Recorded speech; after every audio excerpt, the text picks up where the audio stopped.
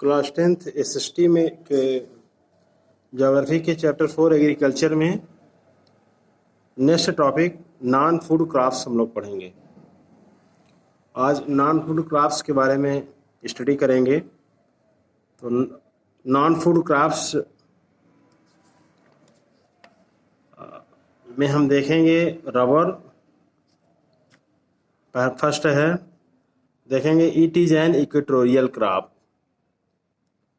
ये क्या है? रबड़ क्या है? यह भूमध्य रेखीय फसल है। तो इक्वेटर, जैसे आप कैंसर लाइन, ठीक है ना, पता होगा, इक्वेटर पता होगा, मतलब कर्क रेखा, भूमध्य रेखा, जिसे विषुवत रेखा भी कहते हैं, या मकर रेखा, इन सब के बारे में पता होगा। तो ये जो इक्वेटर लाइन के मतलब 10 डिग्री नॉर्थ लैटिट्यूड से लेकर के 10 डिग्री नॉर्थ लैटिट्यूड से लेकर के 10 डिग्री साउथ लैटिट्यूड के बीच जो इक्वेटोरियल क्लाइमेट पाई जाती है, उसमें हम ठीक है ना, मतलब भूमध्य रेखीय जलवायु पाई जाती है। उनमें जिन फसलों का उत्पादन होता है उनमें से एक क्या है? हमारा रबड़ भी है। कह रहा है it is an equatorial crop.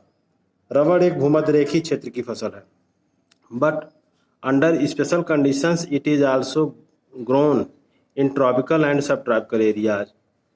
किंतु विशेष परिस्थितियों में बता रहा है, विशेष परिस्थितियों में रबड़ की कृषि जो है आप देखेंगे ट्रॉपिकल एंड सब ट्रॉपिकल एरियाज में भी की जाती है, उष्ण और उपोष्णकटिबंधीय क्षेत्रों में भी की जाती है।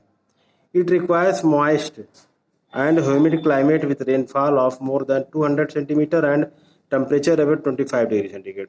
इसमें बताया जा रहा है कि रबड़ की कृषि के लिए 200 सेंटीमीटर से अधिक क्या होनी चाहिए? वर्षा होनी चाहिए, और 25 डिग्री सेल्सियस से अधिक तापमान होना चाहिए। इसके साथ साथ मॉइस्ट एंड ह्यूमिड क्लाइमेट चाहिए, नम और आर्द्र जलवायु होनी चाहिए। 3 चीज़ें हो गई।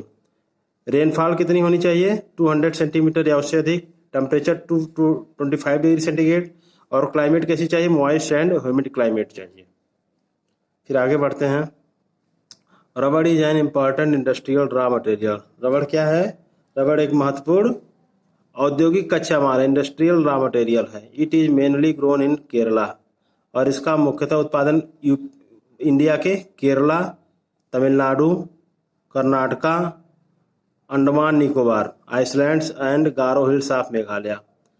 भारत में मुख्य रूप से रबड़ का उत्पादन केरला में, तमिलनाडु में, कर्नाटका, अंडमान और निकोबार द्वीप समूह में और मेघालय के गारो हिल्स में की जाती है। इन 2012 and 13 India ranked 4th among the world's natural rubber producers।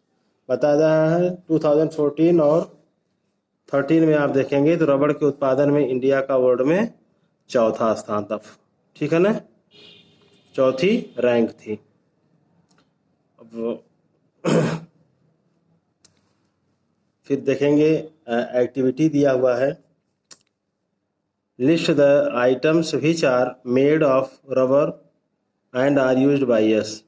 इसमें बताया जा रहा है उन वस्तुओं की सूची बनाइए जो रबड़ से बनती हैं और हम इनका प्रयोग करते हैं। तो रबड़ से बनने वाली कौन कौन सी वस्तुएं हैं और इनकी आपको एक लिस्ट बनानी है। तो इसमें आप देखेंगे लिस्ट जो दिया हुआ है, बुक में भी दिया हुआ है, देखेंगे साइकिल टायर्स एंड ट्यूब्स 99.2% इनमें इनका यूज होता है, और कैमल बैक में 4.6%, फुटवियर्स है, बेल्ट्स एंड ओसेस है, लेटेक्स फोम है, गिफ्ट गुड्स है, अदर्स हैं, और ऑटो टायर्स एंड ट्यूब्स हैं। तो सबसे ज़्यादा जो नेचुरल रबर है ये, इसका जो यूज होता है 62.2% जो है ऑटो टायर्स एंड ट्यूब्स में इसका यूज होता है। ये आपको लिस्ट बनानी थी, इसमें ऑलरेडी ये लिस्ट दिया गया है। ये जो है 2010 और 11 के ये जो है ये आंकड़े हैं। फिर हम आते हैं फाइबर क्रॉप्स पर।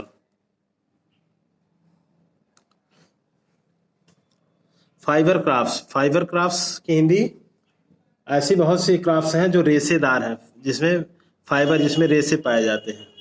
तो फाइबर क्रॉप्स में कौन कौन से महत्वपूर्ण है ये पूछा जा सकता है एग्जाम में कि 2 फाइबर क्रॉप्स के नेम आप बताइए, के नाम बताइए। तो इसमें से देखिए कई हैं, कॉटन हो गया, जूट हो गया, हेम्प हो गया एंड नेचुरल सिल्क। तो देखेंगे cotton, jute, hemp and natural silk are the 4 major fibre crops grown in India.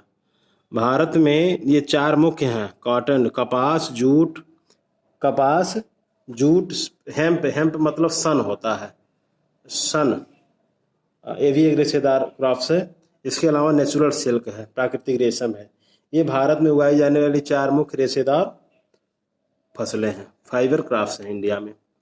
The first 3 are derived from the crops grown in the soil. बताया जा रहा है इनमें से जो पहली 3 है, कॉटन, जूट और हेम्प, जो ये पहले 3 हैं, बताया जा रहा है ये मिट्टी में फसल उगाने से प्राप्त होती हैं। ये क्या है, ये मिट्टी, कॉटन, जूट और हेम्प क्या होता है, मिट्टी में जब कृषि कार्य की जाती है, फसल उगाई जाती है इनकी, तब इनकी प्राप्ति होती है। Crops grown in the soil, the latter is obtain from cocoons of the silkworms fed on green leaves, specially mulberry. लेकिन चौथा जो है, जो ये नेचुरल सिल्क है, नेचुरल सिल्क के बारे में, प्राकृतिक जो रेशम है इसके बारे में बताया जा रहा है कि ये रेशम के कीड़े कोकून से प्राप्त होते हैं। रेशम के कीड़े किससे प्राप्त होते हैं, कोकून से प्राप्त होता है, और जो मलबरी पेड़ की हरी पत्तियों पर पलता है। इसको ये इन कीड़ों को जो है किस पे पाया जाता है, मलबरी पौधों की हरी पत्तियों पर इनको पाला जाता है, रेशम के कीड़ों को। Rearing of silkworms for the production of silk fibre is known as sericulture. फिर बताया जा रेशम उत्पादन के लिए रेशम के कीड़ों का पालन रेशम उत्पादन कहलाता है, यानी कि सेरीकल्चर कहते हैं। तो सेरीकल्चर क्या है, मतलब रेशम, जो नेचुरल रेशम है उसके प्रोडक्शन के लिए रेशम के कीड़ों को जो पाला जाता है उसे ही हम सेरीकल्चर कहते हैं। ठीक है, ये मलबरी जो है आप देखेंगे रेशम के कीड़े कोकून से प्राप्त होते हैं और जो मलबरी पेड़ की हरी पत्तियों पर पलता है। फिर आते हैं कॉटन पर। तो देखेंगे India is believed to be the original home of the cotton plant. बताया जा रहा भारत को कपास के पौधे का मूल स्थान माना जाता है, मतलब कपास का पैदा का मूल स्थान क्या है, इंडिया है। Cotton is one of the main raw materials for cotton textile industry. Cotton textile industry आप देखेंगे यानी कि सूती कपड़ा उद्योग में कपास क्या है, कॉटन क्या है, एक मेन रॉ मटेरियल है, मुख्य कच्चा माल है। इन 2014 India was second largest producer of cotton after China. 2014 में देखेंगे इंडिया जो है सेकंड लार्जेस्ट प्रोड्यूसर रहा है कॉटन का, चाइना के बाद। Cotton grows well in drier parts of the black cotton soil of the Deccan plateau. बताया जा रहा है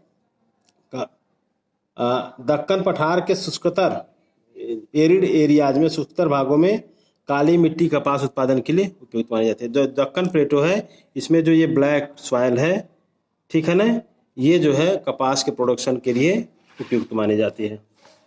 फिर आप देखेंगे इट रिक्वायर्स हाई टेम्परेचर, इसके लिए हाई टेम्परेचर की आवश्यकता होती है। It requires high temperature, light rainfall और इरिगेशन। लाइट रेनफॉल मतलब हल्की वर्षा, या हल्की वर्षा हो या सिंचाई, इरिगेशन की सुविधा हो। 210 फॉस्ट फ्री डेज, इसके अलावा 210 पाला रहित दिन होने चाहिए। 210 जो है फॉस्ट फ्री डेज, 210 पाला रहित दिन होने चाहिए। And bright sunshine for its growth, और बताया जा रहा है और इसके लिए ब्राइट सनशाइन, खिली धूप की आवश्यकता होती है। अब ये जाग्राफिकल कंडीशन हो गया, मतलब कॉटन के प्रोडक्शन के लिए आपको हाई टेम्परेचर चाहिए, लाइट रेनफॉल होना चाहिए या इरिगेशन की व्यवस्था हो, और 210 पाला रहित दिन हो। इसके अलावा ब्राइट सनशाइन, खिली हुई धूप होनी चाहिए। It is a kharif crop and requires 6 to 8 months to mature. यह क्या है, कॉटन क्या है, ये खरीफ क्रॉप्स है और इसके लिए 6 से 8 महीने इसको मैच्योर होने में चाहिए, यानी कि पक कर तैयार होने में कितने होने चाहिए, 6 से 8 महीने लगते हैं। मेजर कॉटन प्रोड्यूसिंग स्टेट्स, मुख्य कपास उत्पादक राज्य कौन से हैं, महाराष्ट्र, गुजरात, मध्य प्रदेश, कर्नाटक, आंध्र प्रदेश, तेलंगाना, तमिलनाडु, पंजाब, हरियाणा, उत्तर प्रदेश। उत्तर प्रदेश में वेस्टर्न उत्तर प्रदेश है। ये इंडिया के मेन जो है कॉटन प्रोड्यूसिंग स्टेट्स हो गए आपके। फिर आते हैं जूट पर। जूट के बारे में देखेंगे। It is known as the golden fibre. इसे हम सुनहरा रेशा के नाम से जानते हैं, स्वर्ण रेशे के नाम से भी जानते हैं जूट को। Jute grows well on well drained fertile soils in the flood plains where soils are renewed every year. और जूट की फसल कहाँ पे होती है? Well drained fertile soil. बताया जा रहा है बाढ़ के मैदानों में जल निकास वाली उर्वरक मिट्टी में, फर्टाइल सॉइल में इसकी कृषि की जाती है। Where soils renewed every year की जाती है, और जहाँ हर वर्ष बाढ़ से आई नई मिट्टी जमा होती है। High temperature is required during the time of growth. और इसके विकास के लिए, इसके जूट के पौधों के विकास के लिए उच्च तापमान की आवश्यकता होती है। West Bengal, Bihar, Assam, Odisha and Meghalaya are the major jute producing state. बताया जा रहा है वेस्ट बंगाल, बिहार, असम, ओडिशा और मेघालय भारत के प्रमुख जूट उत्पादक राज्य हैं। It is used in making gunny bags, mats, ropes, yarn, carpets and other artefacts. बताया जा रहा है कि जूट का उपयोग जो है बोरियां बनाने में, गनी बैग्स बोरियां बनाने में, मैट्स, इसके अलावा आप देखेंगे चटाई, मैट्स, रोप्स, यार्न यानी कि चटाई, रस्सी, धागे, गलीचे व अन्य दस्तकारी की वस्तुएं बनाने में इनका उपयोग किया जाता है। Due to the its high cost, इसकी उच्च लागत के कारण it is losing market to synthetic fibres. बताया जा रहा है इसकी जूट की उच्च लागत के कारण कृत्रिम रेशों, synthetic fibres and packing materials particularly the nylon. तो जूट की उच्च लागत के कारण मतलब इसके प्रोडक्शन में अधिक लागत लगती है। इसके कारण जो सिंथेटिक फाइबर्स हैं यानी कि कृत्रिम रेशे हैं, और पैकिंग सामग्री जो है, विशेष रूप से आप देखेंगे नायलॉन की कीमत कम होने के कारण बाजार में इसकी मांग कम हो रही है। क्यों कम हो रही है? इसकी उच्च लागत है और इसकी अपेक्षा जो सिंथेटिक फाइबर्स उनकी लागत कम है, उनकी कीमत कम है। जैसे आप नायलॉन ले सकते हैं सिंथेटिक फाइबर्स का एग्जाम्पल। इसकी कम कीमत होने के कारण जूट की मांग क्या है? कम है। अब फिर हम नेक्स्ट वीडियो में इसमें आप फिर देखेंगे टेक्नोलॉजिकल एंड इंडस्ट्रियल रिफॉर्म्स। इसको हम नेक्स्ट वीडियो में देखेंगे। तो इसमें नॉन फूड क्राफ्ट्स में हमने रबर और फाइबर क्राफ्ट्स में कॉटन, जूट को देखा। फिर हम लोग टेक्नोलॉजिकल एंड इंस्टीट्यूशन रिफॉर्म्स के बारे में नेक्स्ट वीडियो में अध्ययन करेंगे।